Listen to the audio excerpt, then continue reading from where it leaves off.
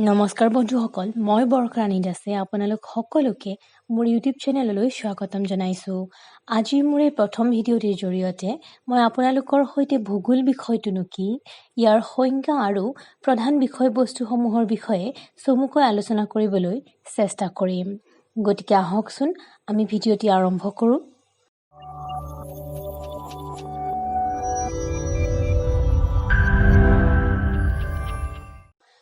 পোনপ্ৰথমে আহকচোন জিঅ'গ্ৰাফিনো কি তাৰ বিষয়ে চমুকৈ জানি থওঁ। অতি সহজ ভাষাত ক'বলৈ হ'লে geography is the description of the earth, অৰ্থাৎ ভূগোল বিষয়টোৱে ধৰাপৃষ্ঠৰ বিভিন্ন উপাদানসমূহৰ বিৱৰণ আগবঢ়ায়। এই জিঅ'গ্ৰাফি শব্দটো পোনপ্ৰথমবাৰৰ বাবে গ্ৰীক বিদ্বান ইৰাটোস্থেনিছে উদ্ভাৱন কৰি উলিয়াইছিলে। গ্ৰীক বিদ্বান ইৰাটোস্থেনিছে উদ্ভাৱন কৰি উলিওৱা এই জিঅ'গ্ৰাফি শব্দটো মূলতঃ দুই গ্ৰীক শব্দ জিঅ' আৰু গ্ৰাফজৰ সংযোজনৰ ফলত সৃষ্টি হৈছে, য'ত জিঅ' মানে হৈছে আৰ্থ বা পৃথিৱী আৰু গ্ৰাফজ মানে হৈছে ডেছক্ৰিপশ্যন বা বিৱৰণ, অৰ্থাৎ geography is the description of the আৰ্থ।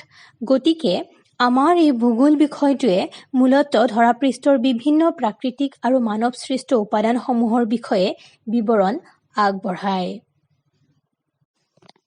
বিখ্যাত আমেৰিকান ভূগোলবিদ ৰিচাৰ্ড হাৰ্টছনে 1959 চনত তেওঁৰ perspectives on the nature of geography নামৰ কিতাপখনত ভূগোল বিষয়টোৰ বিষয়ে এক গুৰুত্বপূৰ্ণ সংজ্ঞা আগবঢ়াই থৈ গৈছে। তেওঁ কৈছে যে geography is concern to provide accurate, orderly and rational description and interpretation of the variable character of the earth surface, অৰ্থাৎ আমাৰ এই ভূগোল বিষয়টোৱে ধৰাপৃষ্ঠত থকা বিভিন্ন উপাদানসমূহৰ বিষয়ে স্পষ্ট, শৃংখলাবদ্ধ আৰু যুক্তিসংগত ব্যাখ্যা আগবঢ়ায়। এই যে মই ধৰাপৃষ্ঠত থকা উপাদানৰ বিষয়ে উল্লেখ কৰিলোঁ, আহকচোন তাৰ বিষয়ে অতি চমুকৈ জানি থওঁ। আমাৰ ধৰাপৃষ্ঠত থকা নদ, নদী, পাহাৰ, পৰ্বত, বায়ু, পানী, মাটি, জীৱ-জন্তু, ঘৰ-দুৱাৰ, ৰাস্তা-ঘাট, কৃষি পথাৰ ইত্যাদি উপাদানসমূহ প্ৰধানকৈ দুটা ভাগত বিভক্ত কৰা হৈছে। প্ৰথমতে প্ৰাকৃতিক উপাদান আৰু দ্বিতীয়তে হৈছে মানৱ সৃষ্ট বা সাংস্কৃতিক উপাদান। প্ৰকৃতি প্ৰদত্ত উপাদানসমূহ যেনে নদ, নদী, বায়ু, পানী, মাটি, জীৱ-জন্তু, পাহাৰ, পৰ্বত, গছ-গছনি ইত্যাদিক প্ৰাকৃতিক উপাদান বুলি কোৱা হয়। দ্বিতীয়তে মানুহৰ চিন্তাধাৰা, কৌশল, উদ্ভাৱন শক্তি, প্ৰযুক্তিবিদ্যাৰ সহায়ত প্ৰাকৃতিক উপাদানসমূহক নিজৰ ব্যৱহাৰ উপযোগী কৰাৰ অৰ্থে প্ৰয়োজন অনুসৰি কৰা সাল সলনিৰ ফলত মানৱ সৃষ্ট বা সাংস্কৃতিক উপাদানসমূহ যেনে বসবাসস্থলী, ৰাস্তা-ঘাট, কৃষি পথাৰ ইত্যাদি গঢ় লৈ উঠে।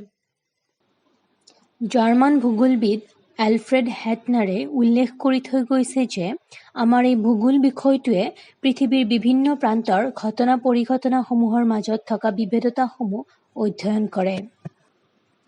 The subject geography is concerned to answer mainly three forms of questions, that is what, where and why. অৰ্থাৎ ই আমাৰ পৃথিৱী পৃষ্ঠত থকা উপাদানসমূহনো কি, এই উপাদানসমূহ ক'ত ক'ত বিস্তৃত হৈ আছে আৰু সেই উপাদানসমূহৰ সৃষ্টিৰ লগত জড়িত বিভিন্ন প্ৰক্ৰিয়াসমূহ অধ্যয়ন কৰে। Geography is described as a spatial science, which means it studies about the places and the interrelationship between people and their environment. অৰ্থাৎ ভূগোল বিষয়টোক স্থানিক বিজ্ঞান হিচাপেও বৰ্ণনা কৰা যায়, যি বিভিন্ন ঠাইৰ লগতে পৰিৱেশ আৰু মানুহৰ মাজত থকা আন্তঃসম্পৰ্কৰ বিষয়েও অধ্যয়ন কৰে। ইয়াৰোপৰি ই ধৰাপৃষ্ঠৰ প্ৰাকৃতিক বৈশিষ্ট্যতা আৰু পৃথিৱীৰ বিভিন্ন প্ৰান্তত থকা মানৱ সমাজসমূহৰ বিষয়ে তুলনামূলক অধ্যয়ন আগবঢ়ায়।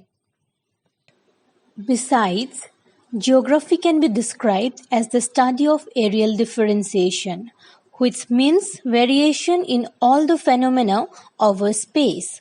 অৰ্থাৎ ভূগোল বিষয়টোৱে ঠাইভেদে থকা বিভিন্ন প্ৰাকৃতিক বা মানৱসৃষ্ট ঘটনা পৰিঘটনাসমূহৰ মাজৰ বিভিন্নতাসমূহ আৰু তাৰ কাৰণসমূহ দাঙি ধৰিবলৈ চেষ্টা কৰে। উদাহৰণস্বৰূপে, কোনো এক নিৰ্দিষ্ট অঞ্চলৰ গছ-গছনি, কৃষি পদ্ধতি, খাদ্যাভ্যাস অন্য এক অঞ্চলতকৈ কম বা বেছি পৰিমাণে হ'লেও পৃথক হোৱা দেখা যায়, যাৰ বাবে সেই দুই অঞ্চলৰ নিৰ্দিষ্ট মাটি, পানী, জলবায়ু, নদ-নদী ইত্যাদিৰ মাজত থকা বৈচিত্ৰ্যতাসমূহক মূল কাৰক হিচাপে উল্লেখ কৰিব পৰা যায়।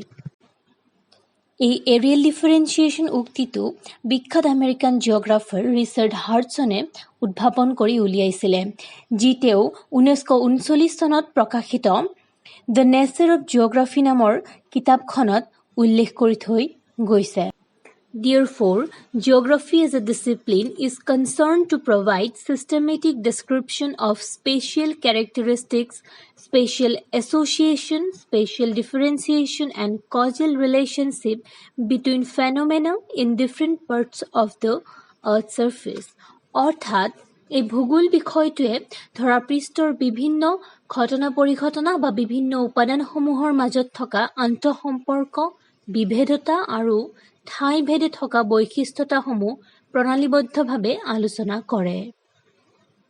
গতিকে বন্ধুসকল, আজিৰ এই ভিডিঅ'টি ইমানতে সামৰণি মাৰিছোঁ। আশা কৰোঁ ইয়াৰ জৰিয়তে আপোনালোক উপকৃত হ'ব। যদিহে আপোনালোকৰ মনত কিবা প্ৰশ্ন থাকে, মোক কমেণ্ট কৰি জনাব পাৰে। মই নিশ্চয়কৈ উত্তৰ দিবলৈ চেষ্টা কৰিম। যদিহে ভিডিঅ'টি ভাল পালে, লাইক, কমেণ্ট আৰু শ্বেয়াৰ কৰিবলৈ নাপাহৰিব। আৰু যদিহে আপুনি মোৰ চেনেলত নতুন হয়, তেন্তে প্লিজ ছাবস্ক্ৰাইব কৰি দিব আৰু ওচৰতে থকা বেল আইকনটো প্ৰেছ কৰি দিব, যাতে আহিবলগীয়া ভিডিঅ' নটিফিকেশ্যনসমূহ পাই থাকে। পুনৰ আন এক নতুন বিষয় লৈ আপোনালোকৰ সন্মুখত উপস্থিত হোৱাৰ প্ৰতিশ্ৰুতিৰে আজিলৈ আহিছোঁ। ভিডিঅ'টি চোৱাৰ বাবে অশেষ ধন্যবাদ।